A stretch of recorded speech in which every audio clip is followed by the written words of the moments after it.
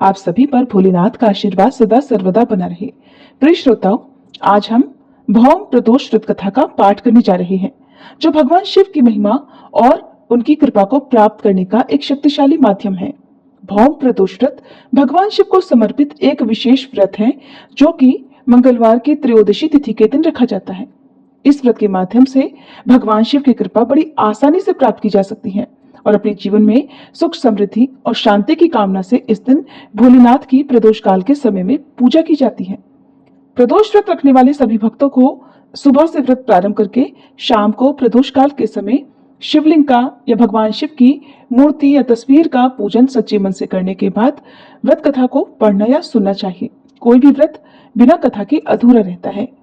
कथा समाप्ति के बाद आरती करके भगवान को खीर का या शुद्ध सात्विक भोजन का या फिर मौसमी फलों का भोग लगाने के बाद उसी को प्रसाद रूप में ग्रहण करके अपने व्रत का पालन करना चाहिए। क्योंकि भौम प्रदोष व्रत मंगलवार के दिन रखा जाने वाला प्रदोष व्रत है, इसलिए इस दिन बजरंगबली हनुमान जी की पूजा करके शाम के समय हनुमान चालीसा का पाठ करने से हर प्रकार के कर्ज से मुक्ति मिलती है। इस दिन मंगल देव के 21 या 108 नामों का पाठ करने से ऋण से जातकों को जल्दी छुटकारा मिल जाता है और भौम प्रदोष व्रत के पूजन से मंगल ग्रह की शांति भी हो जाती है। तो चलिए शुरू करते हैं भौम प्रदोष व्रत कथा, और कथा के अंत में आप ऋण मोचक मंगल स्तोत्र का पाठ भी सुनेंगे। भौम प्रदोष व्रत की कथा के अनुसार एक समय की बात है, एक नगर में एक वृद्धा रहा करती थी। उनका एक ही पुत्र था और वृद्धा हनुमान जी की बड़ी सच्ची भक्त थी। हनुमान जी पर उनकी गहरी आस्था थी।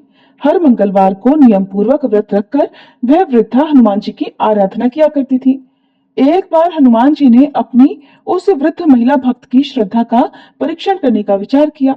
तब हनुमान जी एक साधु का वेश धारण करके वृद्धा के घर पर गए और पुकारने लगे, है कोई हनुमान भक्त जो हमारी इच्छा पूर्ण करे? आवाज उन वृद्धा के कानों में पड़ी। पुकार सुनकर वृद्धा जल्दी से दौड़ी दौड़ी बाहर आई और साधु महाराज को देखा तो उन्हें हाथ जोड़कर प्रणाम करके बोली, आज्ञा दीजिए महाराज। हनुमान वेशधारी साधु बोले, मैं भूखा हूं, भोजन करूंगा, आप थोड़ी जमीन लीप दो। साधु की बात सुनकर वृद्धा दुविधा में पड़ गई, इसलिए हाथ जोड़कर बोली, महाराज, लीपने और मिट्टी खोदने के अलावा आप कोई दूसरी आज्ञा दीजिए, वह आज्ञा मैं अवश्य पूर्ण करूंगी। तब साधु ने 3 बार वृद्धा से प्रतिज्ञा करवाई और प्रतिज्ञा कराने के बाद कहा, जा तू अपने बेटे को बुला, मैं उसकी पीठ पर आग जलाकर भोजन पकाऊंगा। साधु की बात सुनते ही वृद्धा तो घबरा गई, परंतु वह प्रतिज्ञा कर चुकी थी, इसलिए वह नियमबद्ध थी। अब उसने अपने पुत्र को बुलाया और साधु महाराज को सौंप दिया। वेशधारी साधु हनुमान जी ने वृद्धा के हाथों से ही उसके पुत्र को पेट के बल लिटवाया और उसकी पीठ पर आग जलवाई। आग जलती देखकर वह वृद्धा बड़े दुखी मन से अपने घर के भीतर चली गई। इधर भोजन बनाकर साधु ने वृद्धा को बुलाकर कहा, आइए माताजी, भोजन बन गया है, अपने पुत्र को भी पुकारो ताकि वो भी आकर भोग लगा ले। साधु महाराज की बात सुनकर दुखी वृद्धा, जो मन ही मन हनुमान जी को याद कर रही थी, वह कहने लगी कि ये साधु महाराज, मेरे पुत्र का नाम लेकर आप मुझे और कष्ट मत दीजिए।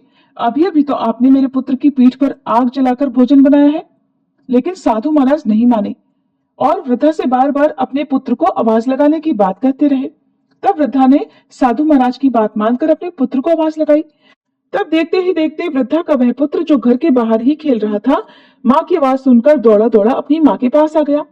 अपने पुत्र को जीवित देखकर वृद्धा को बड़ा आश्चर्य हुआ और यह सब चमत्कार देखकर वह साधु महाराज के चरणों में गिर पड़ी।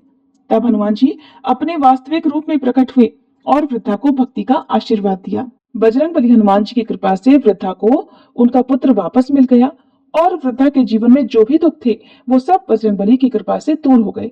प्रेम से बोलिए, बजरंगबली हनुमान जी की जय, भोलेनाथ की जय। श्री ऋणमोचक मंगल स्तोत्र पाठ मंगल देव को समर्पित है।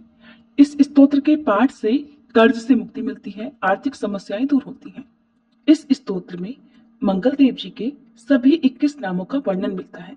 मंगल देव का संबंध हनुमान जी से है और हनुमान जी सभी प्रकार की समस्याओं से छुटकारा दिलाने वाले देवता माने जाते हैं।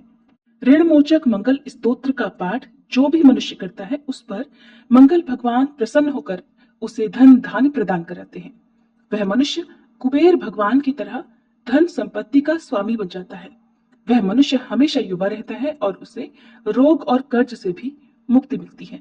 तो प्रिय श्रोताओं, अब सुनिए ऋण मोचक मंगल स्तोत्र पाठ हिंदी में।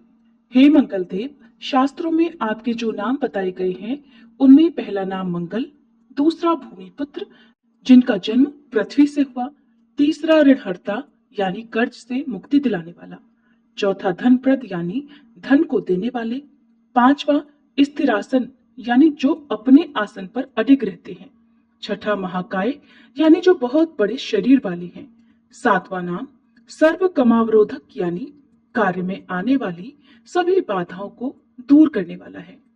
हे मंगल देव, आपके नामों में आठवां नाम लोहित, नवा लोहितांग, दसवां साम का नाम यानी कृपा करने वाले, जिसका अर्थ सामक ब्राह्मणों के ऊपर अपनी कृपा दृष्टि को रखने वाला है, 11वां धरात्मज यानी पृथ्वी के गर्भ से उत्पन्न होने वाला, 12वां कुज, 13वां भौम, 14वां भूतिद यानी ऐश्वर्य को देने वाला, 15वां भूमि नंदन यानी पृथ्वी को आनंद देने वाला है। हे मंगल देव, आपके नामों में 16वां नाम अंगारक, 17वां यम, 18वां सर्वरोग पहारक अर्थात समस्त तरह की कठिनाइयों को दूर करने वाला, 19वां वृष्टिकर्ता अर्थात वृष्टि करने वाले यानी वर्षा कराने वाला, 20वां नाम वृष्टिहर्ता अर्थात बारिश न होने के कारण अकाल लाने वाला और 21वां नाम सर्व काम फल प्रदा अर्थात संपूर्ण कामनाओं का फल देने वाला है।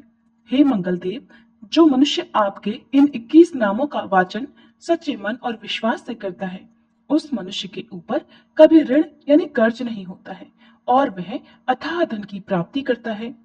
हे मंगल देव, आपकी उत्पत्ति पृथ्वी के गर्भ से हुई है। आपकी आभा आकाश में कड़कड़ाने वाली दामिनी अर्थात आकाश में चमकने वाली बिजली के समान है। सभी तरह की शक्ति को धारण करने वाले कुमार मंगल देव को मैं नतमस्तक होकर प्रणाम करती हूँ।